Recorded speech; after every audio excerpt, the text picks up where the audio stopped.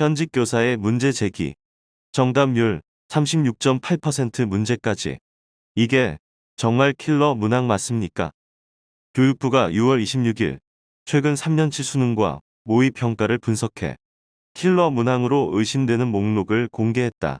그동안 언론에 오르내리던 용의자가 포함되긴 했지만 수학 9개, 국어 7개, 영어 6개, 과탐 4개 등 무려 26개씩이나 지목해 누가 봐도 킬러 문항의 폐해를 부각하기 위해 숫자를 부풀린 듯한 인상을 지우기 어렵다.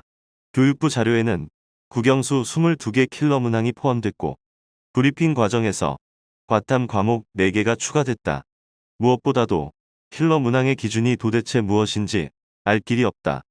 교육부는 공교육에서 다루지 않는 내용을 활용해 사교육에서 문제풀이를 반복 훈련한 학생에게 유리한 문항을 킬러 문항이라고 정의하면서도 다만 교육과정 위반 여부, 정답률 등의 기준을 명확히 하기는 어렵다는 애매모호한 입장을 내놓았다.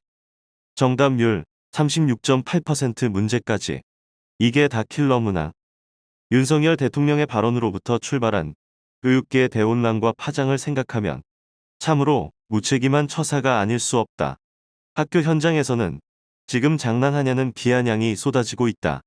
킬러 문항으로 지목된 일부 문항은 정답률이 무려 36.8%에 이르고 26개 중 15개는 정답률이 20%가 넘으니 그런 반응은 당연하다고 볼 수 있다. 이날 킬러 문항으로 제시된 일부 문항은 교육과정평가원이 시험 당일 EBS 교재와 연계한 문항이라고 밝힌 바 있어 교육부의 발표는 혼선에 불을 지른 셈이다.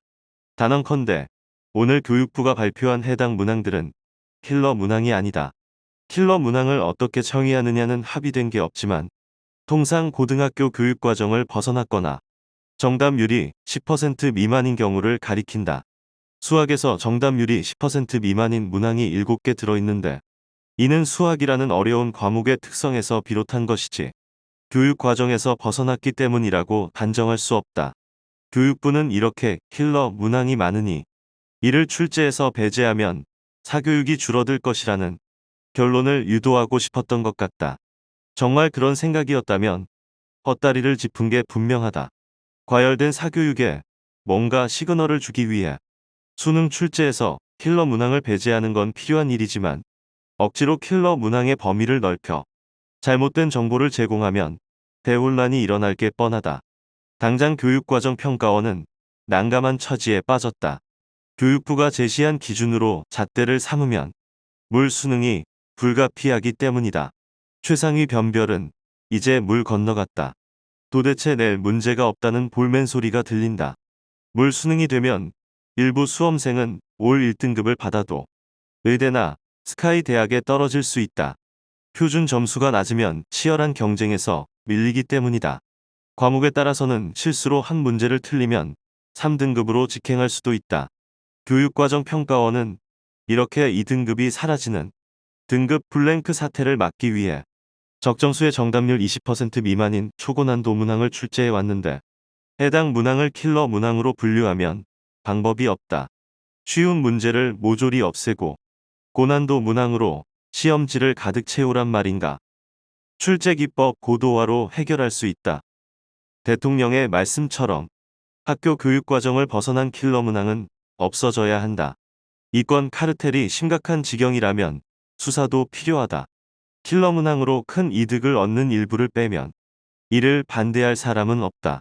문제는 킬러 문항이 사라진 자리를 더 많은 초고난도 문항이 차지할 텐데 이는 출제기법을 고도화해 해결할 수 없다는 사실이다. 30년간 수능 문항을 출제해온 전문가 집단인 한국교육과정평가원은 누구보다도 출제기법 노하우를 잘 알고 있다. 최상위권 변별 없이는 서울 소재 대학이 신입생 정원의 40%를 정시로 선발하는 현행 대입제도가 불가능함을 너무나 잘 인지하고 있다. 결국 최상위권 변별을 위한 초고난도 문항수 증가 말고는 선택지가 없다. 2024학년도 대학 수학능력시험 6월 모의평가 응시생은 졸업생 19% 포함 총 46만 3,675명이다. 전국 40개 의대 신입생 정원 3,058명과 스카이 전체 신입생 정원 1만 1,511명을 더한 후 중복 계산된 스카이 의대 정원 366명을 빼면 1만 4,203명이란 숫자가 나온다. 이는 6월 모의평가 응시생을 기준으로 전체 수험생의 약 3%에 해당한다. 100명 중 3명만 스카이 또는 의대에 간다는 얘기다. 킬러 문항을 없애도 최상위 3%는 큰 영향을 받지 않는다.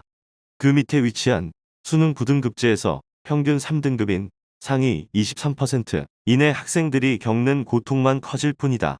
왜냐하면 늘어난 초고난도 문항에 대비하느라고 더욱 사교육에 문을 두드릴 수밖에 없기 때문이다.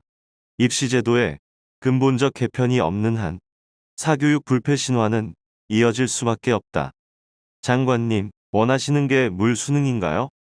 대통령과 정부 여당, 교육부가 진정 사교육으로 고통받는 학생들과 학부모들을 위로하고 사교육을 억제하고 싶다면 킬러 문항이라는 헛가지를 쳐내는 데만 몰입하지 말고 지금이라도 근본적인 입시제도 개편에 나서야 한다. 사교육의 동력이 살인적 입시경쟁 체제임은 의심의 여지가 없다. 역대 사교육 억제 정책이 왜 어김없이 실패했는지를 진정 모르는가? 고등학교만 졸업해도 차별받지 않고 먹고 살 수 있는 방향으로 사회구조를 개혁하지 않는 한 그 어떤 사교육 대책도 공연불이다. 대통령은 선거를 통해 국민이 뽑았으니 어쩔 수 없고 임명직인 이주호 교육부 장관에게는 이 질문을 던져야겠다.